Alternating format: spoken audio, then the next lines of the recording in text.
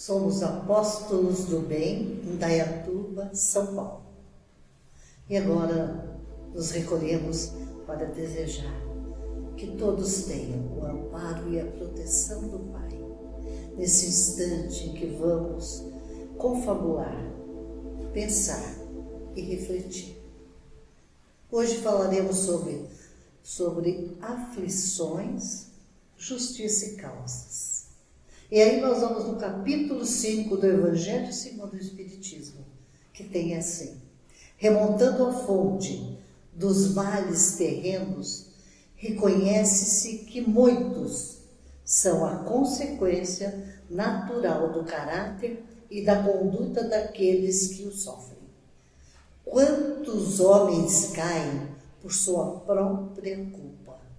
Quantos são vítimas de sua imprevidência, de seu orgulho e de sua ambição?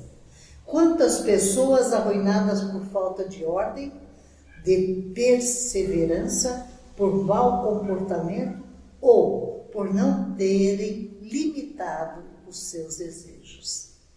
Apesar de ser de 1864, também é atual, né? Se a gente se remontar aos males, as consequências das nossas condutas que sofremos hoje estarão lá. E são por nossas próprias culpas. Porque o orgulho ainda graça aqui. A ambição continua firme no nosso meio. E nós não temos a disciplina, a perseverança, e o nosso comportamento ainda é equivocado. Então nos limita. Antigamente as pessoas se sentiam bem em sofrer, porque muitos diziam, é karma, isso faz parte. Óbvio que o que a gente tem que passar por determinação do Pai e pela nossa incúria, que temos que nos reportar aquilo que fizemos, evidentemente que está inserido no nosso contexto. Mas as pessoas gostavam muito de ter dó de si. E hoje ainda continuamos assim. Então, a mulher era maltratada, recebia orientação que deveria aguentar por ser karma. E não participavam para auxiliar o casal ao diálogo. Então, nós temos que analisar sempre as nossas questões de afeto, de impossibilidades, porque às vezes a gente quer mais do que pode, mais do que deve ter e mais do que merecemos ter. Isso no geral. Então nós temos que observar em nós o que realmente nós temos que passar, vivenciar e o que não nos cabe. Porque tem coisa que não nos pertence, nós trazemos por acréscimo. É diferente. Porque, gente, o acaso não existe. Não existe o acaso. Einstein dizia que se o acaso existisse, Deus estaria jogando xadrez. No entanto, há coisas, situações que só podemos resolver aqui. Por isso o processo reencarnatório. Por isso a lei de causa e efeito. Por isso a lei de ação e reação. Por isso é que o Pai nos traz as suas leis, que são universais, para que nós possamos nos reportar, nos direcionar e nos fazermos melhores. Porque o planeta Terra, ele é um hospital escola. Por isso que é provas e expiações. A gente quer buscar as causas das aflições no momento que a gente está na melhor encarnação. Nem sempre. Óbvio, tem muita coisa que nós adquirimos e temos que ressarcir, porque fizemos aqui mesmo. Mas muitas são dívidas pretéritas, que as cargas eram tão intensas que foram divididas em períodos, para que nós resgatássemos. E aí nós temos que enfrentarmos aos outros e enfrentarmos a nós mesmos. Porque o grande problema nosso somos nós, não somos outros. E aí eu vou dar um exemplo de justiça e causa, porque isso vem do Pai. A sua justiça é implacável, sábia e poderosa. A sua misericórdia é generosa. Está em todos os momentos da nossa vida. Só que a justiça do Pai vem antes da misericórdia. Então, eu vou dar um exemplo. Chico, em 1960, recebeu um casal solicitando que recebesse uma mensagem da filha, porque eles estavam desolados já há um tempo que ela havia desencarnado. O nome dela era Maria Amélia. E Chico recebe a mensagem. Maria Amélia, na época da escravidão, era uma jovem senhorita apaixonada pelo primo. E o primo era noivo de uma amiga dela e apaixonado, e ia se casar. E Maria Amélia começa a dar asas à imaginação. Como eu vou fazer para tirar ela da frente do meu primo, para que eu possa me casar com ele? E ela começa a elucubrar. Um dia, andando a cavalo pela fazenda, ela vê em uma árvore um grande enxame, uma grande caixa de abelha. E ela tem a ideia infeliz de que aquela caixa seria o canal para ela solucionar, aspas, o problema dela. E ela pensa, eu vou convidá-la para fazer um passeio pela fazenda, e quando estivermos perto da árvore, eu chicoteio o cavalo, ele vai de encontro à árvore, assusta as abelhas e elas dão conta de tudo. E assim ela faz. Convida, saem a passear. Quando chega perto da árvore, ela chicoteia o cavalo. O cavalo espanta as abelhas que atacam a moça de uma forma que não havia como tirar nada dali. Obviamente, ela sai correndo, como se estivesse realmente desesperada, e gritando que ela não estava podendo fazer nada, as abelhas estavam atacando a moça. Só que a moça veio a falecer, não resistiu. E ela inicia o processo de consolar o primo, dar apoio ao primo, amparar. E o tempo passa e ele resolve se casar com ela. Foram felizes? Obviamente não. A nossa consciência é implacável e nos cobra. Por isso que não são os outros que nos cobram. É a nossa consciência pelas nossas faltas, pelas nossas imprevidências. Ela tem o decesso físico, retorna ao plano espiritual. Após um tempo de expurgo, ela retorna como Maria Amélia em Araguari, uma cidade mineira. Chegando um dia, no repente, a escola resolve fazer um piquenique. Maria Amélia, com 16 anos, vai com todo mundo feliz da vida à periferia da cidade fazer um piquenique. Chegando lá, o pessoal estende a toalha, colocam todos os pertences comíveis em cima da toalha. Todos estavam felizes.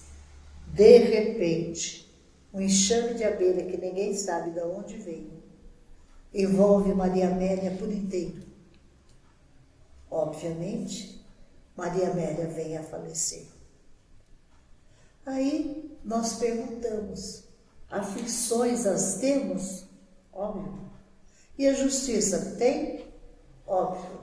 E as causas? Esse é um grande exemplo de uma causa. Ela fez no passado, há 80 anos atrás, e veio resgatar em 1960. Da mesma forma que plantou.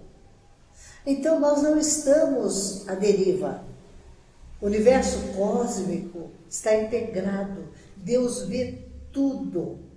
E tudo, os pequenos gestos nossos, os pequenos pensamentos desavisados, são registrados para que nós possamos depois dar conta. E muitas vezes nós não temos mais tempo de ter conta, porque nada acontece por acaso. Nada acontece por acaso. Porque quando nós saímos do mundo espiritual, nós mesmos assinalamos a forma que vamos vivenciar as nossas aflições. Nós mesmos. Porque nós temos aí, no mundo espiritual, a consciência por inteiro. Não é como agora que temos o esquecimento.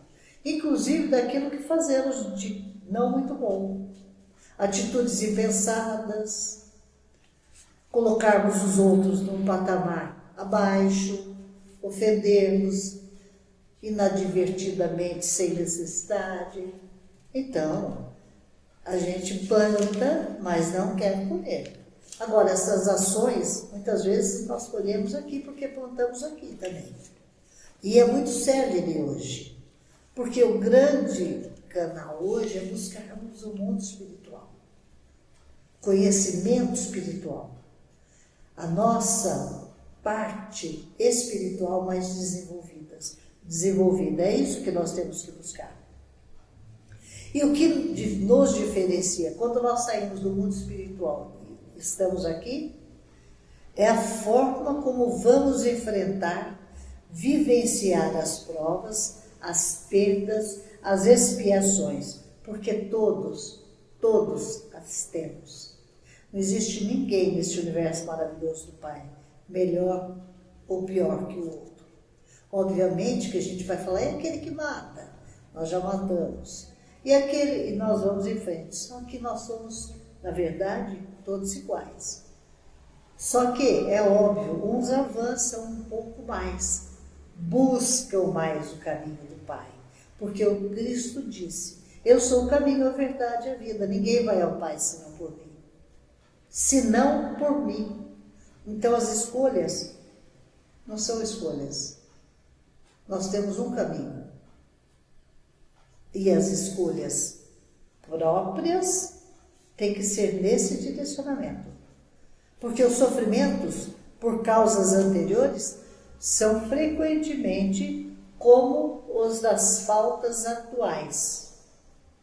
A consequência natural da falta cometida.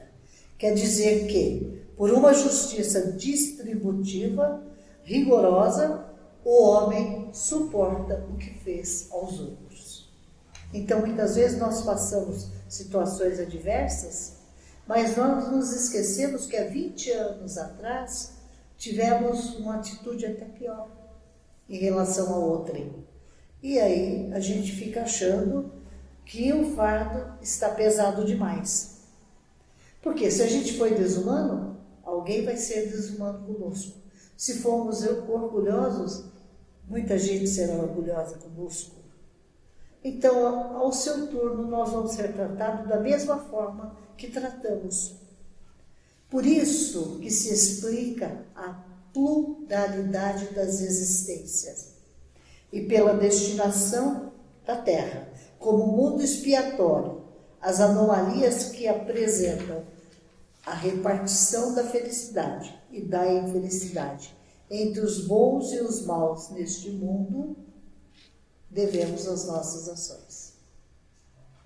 Porque nós temos que ter um caminho do bem. Buscarmos o bem. Por isso, a importância da fraternidade, da solidariedade, do amor fraterno, da caridade. Quando nós chegamos à doutrina, nós sentimos que algo nos preenche. Por quê? Responde às perguntas e os porquês das nossas vivências. Então, nós sabemos exatamente as razões. Sabemos que Deus é justo, bom, amoroso na essência, mas que nos dá o livre arbítrio. Mas, se nós vamos viver a doutrina espírita, já é outro senão. Porque para isso nós temos que efetivar em nós a reforma íntima. É o que a doutrina nos pede. Reforma íntima. Conhece-te a ti mesmo. 909 do Livro dos Espíritos. Então, gente, as nossas lutas íntimas, diárias, devem ser vencidas dia a dia. Por isso que a vontade é o agente e reagente. Sem vontade, e hoje nós não podemos dar um minuto de descanso, porque a nossa mente está muito célere, já trabalha a 300 mil quilômetros por segundo. Temos uma avalanche de pensamentos diários. Se nós não observarmos, não nos reformarmos e não exercermos a vontade diária, fica muito difícil de nós darmos um passo na escala evolutiva. Porque a gente mesmo está se colocando num patamar ultrapassado, de séculos e séculos de viciações, desculpa. Em 1999 para o ano 2000, no ano novo, Dr. Bezerra de Menezes disse que os primeiros anos do milênio seriam difíceis. Vamos nos lembrar que milênios são 1000 anos. Então não são os 2 primeiros anos, provavelmente os 50 primeiros anos, porque 2057 já estaremos efetivamente na era de regeneração. Não naquele patamar da regeneração, porque nós vamos ter que galgar espaços. Mas aí quem não passou na prova, quem não passou do crivo, não estará na regeneração. Então nós temos que nos atentar. E ele diz mais, que o milênio seriam de anos difíceis dentro das próprias famílias e que todas as máscaras cairiam. Então, isso está atual ou não? Nós temos que nos reportarmos, pensarmos efetivamente, com seriedade, com vontade, sempre, sempre, através dos ensinamentos crísticos. Por isso, quando perguntaram ao Chico, Chico, você tem medo de alguma coisa? Chico diz assim, eu tenho pavor. Aí, pavor do quê? De morrer? Chico responde, não, eu tenho um pavor da fera que ainda habita em mim. Gente, isso é Chico Amor Xavier. É para nós nos atentarmos ou não? Porque nós precisamos de Deus em nossas vidas. E mais do que isso, de transformar Deus em ação, em direção, na direção do nosso semelhante. Nós achamos que temos noção de que estamos aqui para fazermos o bem. No entanto, muitas vezes afastamos a oportunidade de praticarmos a ação do bem. Como? Pelo nosso comodismo, pela nossa indiferença, pela falta de ação em ação que nos incomodam. Por exemplo, suportar um alcoólatra quando começa a falar e contar alguma história. Aquele outro que vem lamentar perto de nós. São pequenas ações, são ações no bem. Mas a gente quer ser entendido, quer que tenha paciência conosco, quer que haja da melhor forma conosco, que nos esquecemos que o próximo é o nosso espelho. Nós devemos agir com o próximo como queremos que hajam conosco.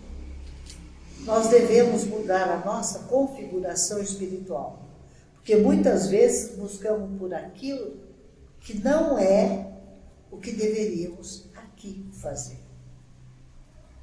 Nós pensamos muitas vezes que irmos ao centro, tomarmos passe, água fluidificada é o suficiente. Mas não, temos etapas a cumprir e só conseguimos nos reformando. Porque nós não podemos esquecer, dentro do nosso lar, dentro do nosso trabalho, dentro da nossa casa de oração, nós temos amigos e inimigos de outrora. Porque nós plantamos. Então nós não somos tão bons quanto achamos. Por isso que nós temos que nos melhorar. Quando passamos pelas nossas aflições, temos que conseguir ver a justiça divina e também sua misericórdia. E Chico dizia, ainda bem que é a misericórdia que nos rege a vida, porque se fosse a justiça, nós não suportaríamos. Temos que prosseguir sempre ligado ao Evangelho, no aprendizado crístico. E André Luiz dizia, nunca devemos remover as pedras do túmulo, porque nos cheira mal. Nós podemos descobrir coisa que a gente não concordaria conosco. Quando se falava em morte com Chico, ele sempre dizia, o receio devia ser sempre a nossa consciência, porque chegando ao outro lado da vida, temos que nos confrontar com ela. Porque o que faz o sofrimento no mundo espiritual é a consciência plena que nós vamos ter daquilo que fizemos de forma equivocada, errada, inconsequente, nós vamos arcar. Por isso nós temos que buscar sempre o caminho do Pai, do bem, para termos consciência tranquila, porque essa perdura sempre. E não é necessário buscarmos as causas das aflições.